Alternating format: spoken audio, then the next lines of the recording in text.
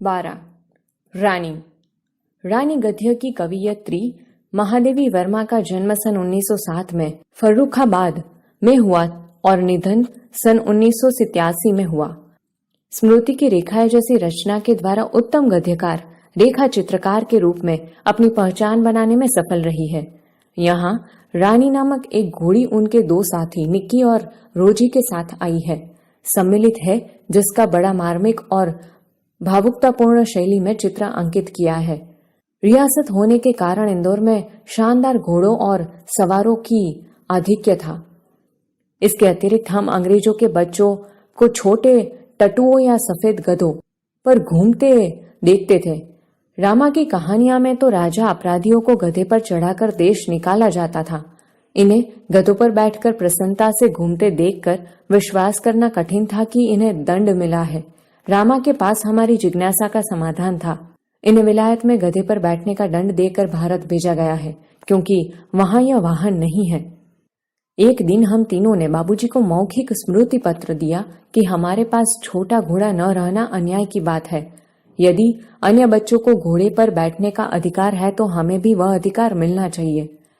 बाबूजी ने हंसते हुए पूछा, सफेद टट्टुओं पर बैठोगे? तुम कहो के साथ ठेल मठाल के उपरांत मैंने अगुआ होकर गंभीर मुद्रा में उत्तर दिया, सफेद टट्टू तो गधा होता है जिस पर बैठाकर सजा दी जाती है। पता नहीं हमारे ज्ञान में वजस्त्र स्रोत रामा को बाबूजी ने डांटा या नहीं, परंतु कुछ दिन बाद हमने देखा कि एक छोटा सा चॉकलेटी रंग का टट्टू आंगन के पश्चिम वाले बरामदे में बांधा गया है। बरामदा तो घोड़े बांधने के लिए बनाया नहीं गया था, अतः बाहर से टट्टू को लाने के लिए दीवार में एक नया दरवाजा लगाया गया और उसकी मालिश करने तथा खाने पीने घूमने आदि की उसकी देखरेख के लिए छुट्टन नामक साइस रखा गया। अब तो हम उस छोटे टट्टू से बहुत प्रभावित और आतंकित हुए। हमारे तथा हमारे अन्य साथी जीवों के लिए न मकान में कोई परिवर्तन हुआ, न कोई विशेष नौकर रखा गया। रामा को तो नौकर कहा नहीं जा सकता, क्योंकि वह तो डांटने फटकारने के अतिरिक्त हमारे कान भी खींचता था और हमारी खिड़की तक दरवाजे में परिवर्तित नहीं हो सकी, जिससे हम रोजी और निक्की के साथ कूदने के कष्ट से मुक्त हो सकते। बाबूजी से यह सुनकर भी कि वह टट्टू हमारी सवारी के लिए आया है, हम सब 4-5 दिन उससे रुष्ट और अप्रसन्न ही घूमते रहे, परंतु अंत में उसने हमारी मित्रता प्राप्त ही कर ली। रामा से उसका नाम पूछने पर ज्ञात हुआ कि उसे ताज रानी कहकर पुकारा जाता है। ताजमहल का चित्र हमने देखा था और रामा और कल्लू को माँ की सभी कहानियों में रानी के सुख दुख की गाथा सुनते सुनते हम उसके प्रति बड़े सदैव हो गए थे। ताजमहल के होने पर भी यह वहां से कहानी की रानी की तरह निकाल दी गई है।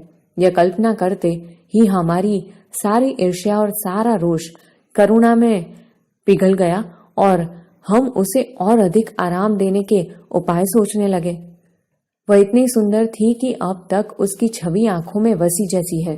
हल्का चॉकलेटी चमकदार रंग जिस पर दृष्टि फिसल जाती थी, खड़े छोटे कानों के बीच में माथे पर झूलता अयाल का गुच्छा, बड़ी काली स्वच्छ और पारदर्शी जैसी आंखें, लाल नथुने जिन्हें फुला फुला कर चारों ओर की गंध लेती रहती, उजले दांत और लाल जीभ की झलक देते हुए गुलाबी ओंठों वाला लंबा मुंह जो लोहा चबाते रहने पर भी क्षत विक्षत नहीं होता था।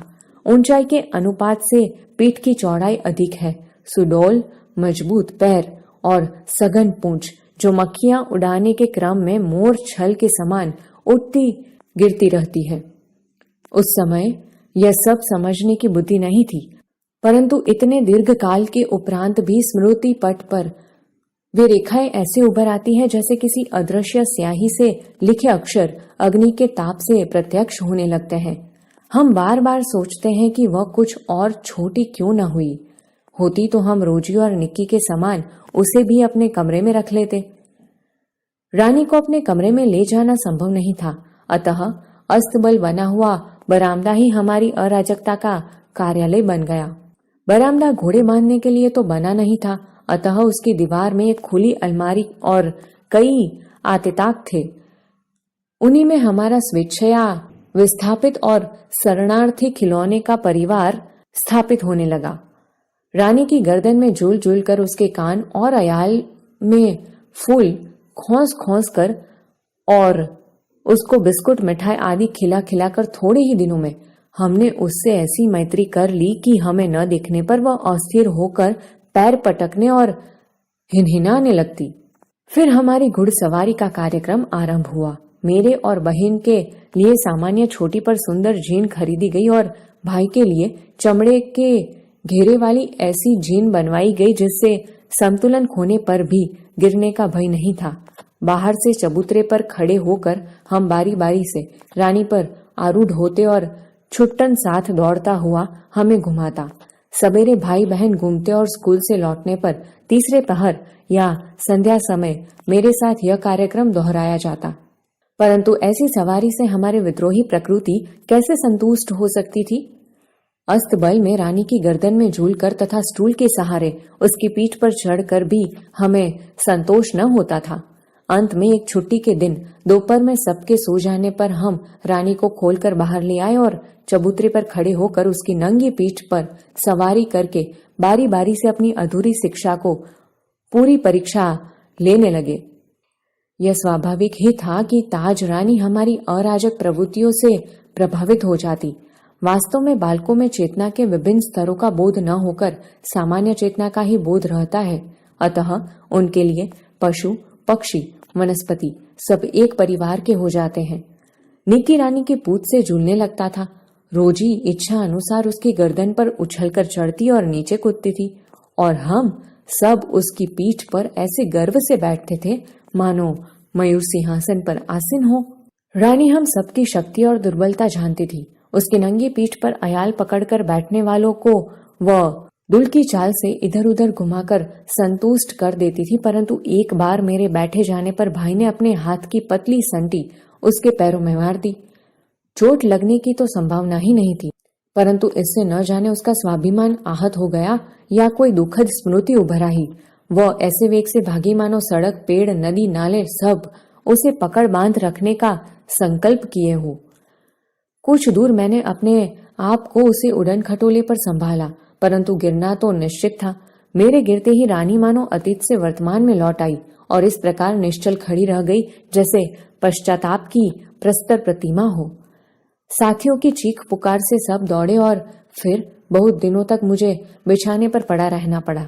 स्वस्थ होकर रानी के पास जाने पर वह ऐसी करुण पश्चाताप भरी दृष्टि से मुझे देखकर हिनहिनाने लगी कि मेरे आंसू आ गए। एक बार भाई के जन्मदिन पर नानी ने उसके लिए सोने के कड़े भेजे। सामान्यतः हम कोई भी नया कपड़ा या आभूषण पहनकर रानी को दिखाने अवश्य जाते थे। सुंदर छोटे छोटे शेर मुंह वाले कड़े पहनकर भाई भी रानी को दिखाने गया और न जाने किन प्रेरणा से वह दोनों कड़े उतार कर रानी के खड़े सतर्क कानों में वलय की तरह पहना आया। फिर हम सब खेल में कड़ों की बात भूल गए। संध्या के समय भाई के कड़े रहित हाथ देखकर जब माँ ने पूछताछ की तब खोज आरंभ हुई, पर कहीं भी कड़ों का पता नहीं चला। रानी अपने कान को खुरों से खोदती और हिनहिनाती रही। अंत में बाबूजी का ध्यान उसकी ओर गया और उन्होंने मिट्टी हटाने का आदेश दिया। किसी ने कुछ गहरा गड्ढा खोदकर दोनों कड़े गाड़ दिए थे। दंड तो किसी को नहीं मिला, परंतु रानी सारे घर के हृदय में स्थान पा गई। एक घटना अपनी विचित्रता में स्मरणीय है। एक सवेरे उठने पर हमने रानी के पास एक छोटे से घोड़े के बच्चे को देखा।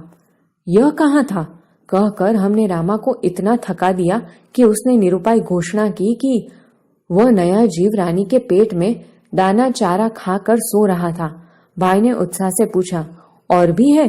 और रामा ने स्वीकृति में सिर हिलाया। अब तो हम विस्मित भी हुए और क्रोधित भी।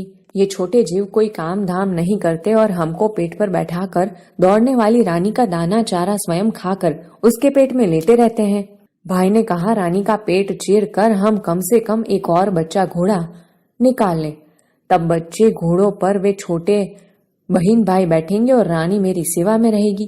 प्रस्ताव मुझे भी उचित जान पड़ा, पर जब एक दोपहर को वह कहीं से शाक काटने का चाकू ले आया तब मेरे साहस ने जवाब दे दिया। एक और भी समस्या की ओर हमारा ध्यान गया। आखिर हम रानी का पेट सिएंगे कैसे? माँ की महीन सी सुई से तो सीना संभव नहीं था। टाट सीने का बड़ा सूजा रामा अपनी कोठारी में रखता था, जहां हमारी पहुंच नहीं थी। कुछ दिनों के उपरांत जब रानी का अश्व शिशु कुछ बड़ा होकर दौड़ने लगा, तब हमें न अपना क्रोध स्मरण रहा और न प्रस्ताव